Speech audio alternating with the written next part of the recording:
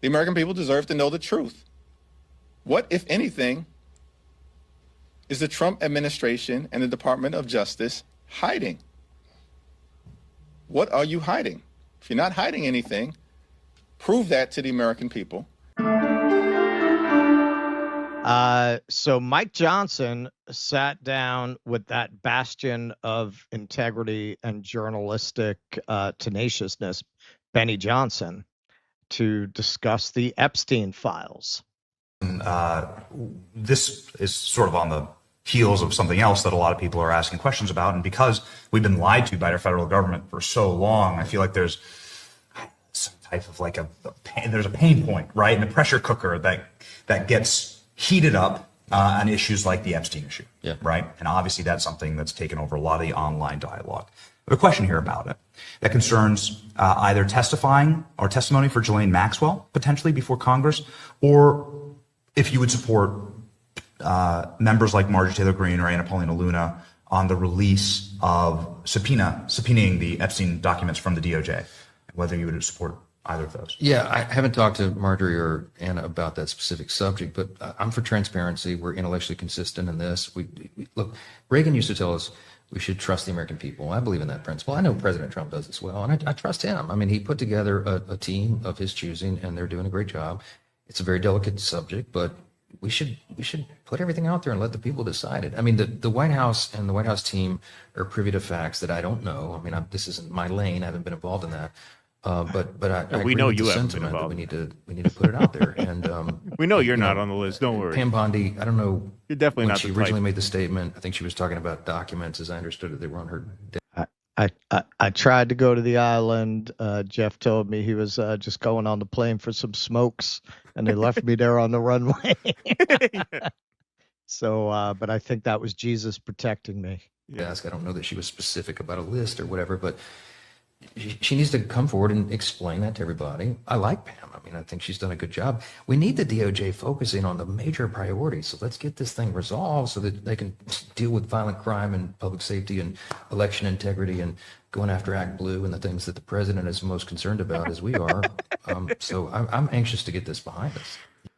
Now, that is what you call saying something to please everyone and saying absolutely nothing at the same time. Actions speak louder than words. So Speaker Mike Johnson and other Republicans break with Trump on Epstein, but only rhetorically, based on the voting. Johnson's interview was released Tuesday afternoon, moments after Democrats nearly won a significant victory on the House floor that would have forced the Trump administration to release the Epstein Files. If Republicans had not blocked the procedural motion, they would have been forced to vote on a measure to release the Epstein Files, sponsored by Representative Ro Khanna and supported by House Democratic leadership. Majority Whip Tom Emmer and his team were seen working to convince holdouts from the ultra-conservative House Freedom Caucus, who appeared willing to join with Democrats to approve the Khanna resolution, which would have required the Justice Department to preserve and release all documents related to Epstein. Representative Andrew Clyde, Republican of Georgia, was seen yelling at Emmer's floor director before voting to block the resolution. Representative Andy Biggs chose not to cast a vote after Emmer spent minutes talking to him. I hear in the Senate, they call what could happen to you if you vote the wrong way a wellstone.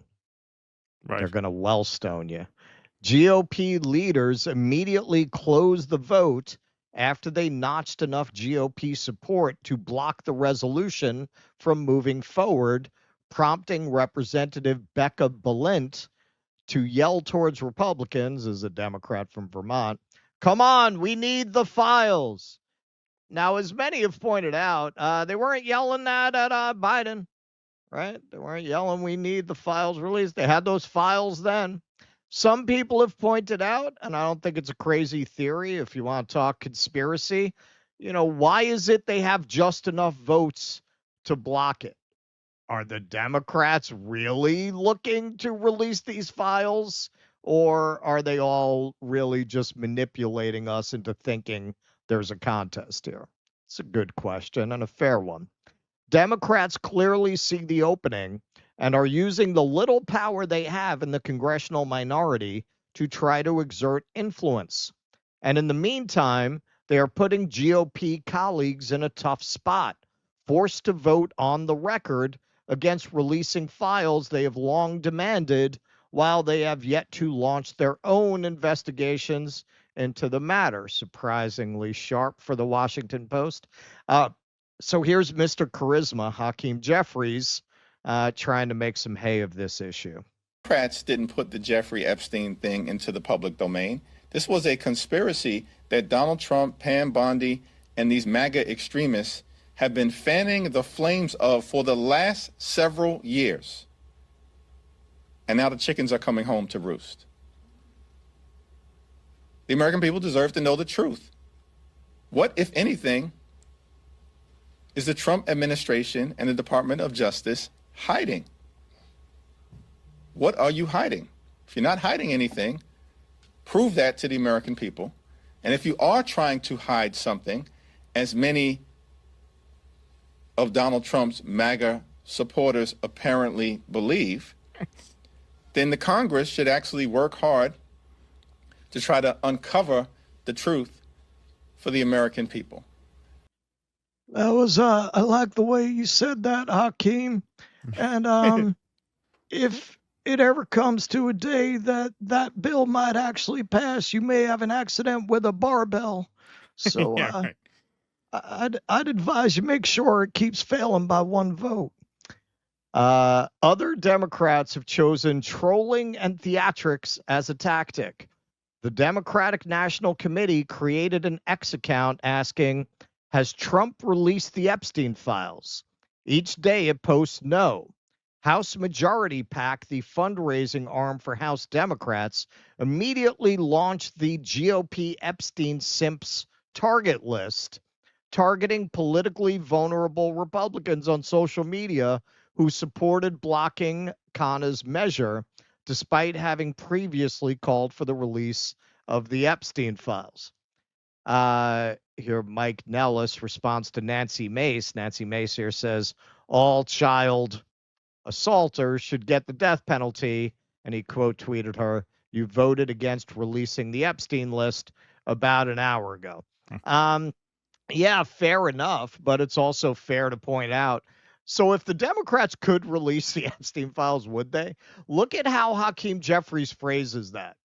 On the one hand, he doesn't want to take off the table the idea there may be something there. And on the other hand, he doesn't want to stop casting it as a kind of QAnon obsession that came to bite them in the ass, because I have no doubt that there's a lot of stuff certainly about Bill Clinton in there, and a lot of other Democrats and Democrat-aligned people and funders, just as there are a lot of people on the other side. That's why I don't think, unless someone pulls a Snowden, you're ever seeing these files. You know, maybe after everyone's dead, but given the precedent with the JFK files, probably not even then.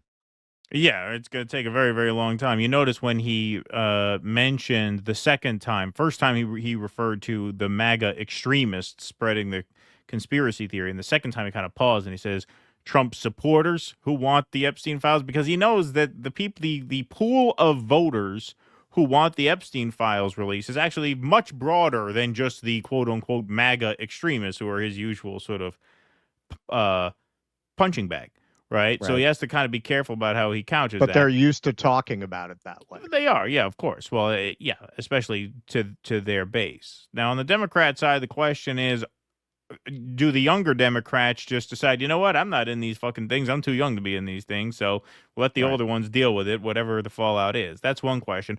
On the Republican side, the pickle that they are in is really tough, because they are now forced to choose between Donald Trump and their base. They never have had to do that before. With the Iran war, that was a test, but, you know, they didn't have to vote like this. Not like this. You know, they had the War Powers Resolution, but by the time they voted on that, there was already a cooling off period, right? And that even is not what this is to the MAGA movement. This is a much, much deeper It's signifier. foundational. It's foundational, right?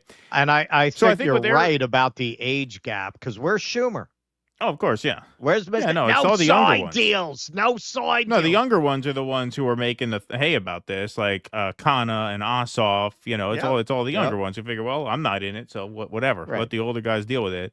On the Republican side, the dilemma is choosing between obviously Trump and the base, and it's a very difficult choice, especially at this moment, because right now, with this being the hottest story in the news, you know, tempers are very hot, right? People are very upset.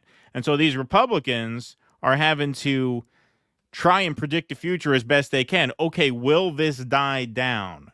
And will we sort of reach a new stasis point where Trump is still the, revered cult leader? Right. Or is this a permanent wedge through the MAGA movement? They have to make their decision based on that, because if they conclude that the former is the trajectory that this is on, then they're better off just sticking with Trump and doing what he wants and riding it out with him. If this is a more permanent rift, then you're gonna want to be on the anti-Trump side, right? You're gonna want to be on the side of people who say, no, I voted to release the files.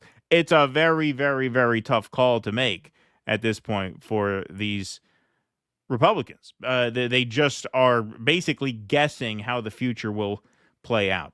And it sounds like, well, it doesn't sound like, we know that for the time being, they're sticking with Daddy. They're sticking with that. 211 voted to foreclose any future amendments on the Genius Act, which is what Ro Khanna tried to use to maneuver in and amendments to release the Epstein Files within 30 days. They all voted to shut that down. So far, they're not budging, but I don't know how much longer they can go, because this is obviously a nightmare. I think this is really hardest on the grifters.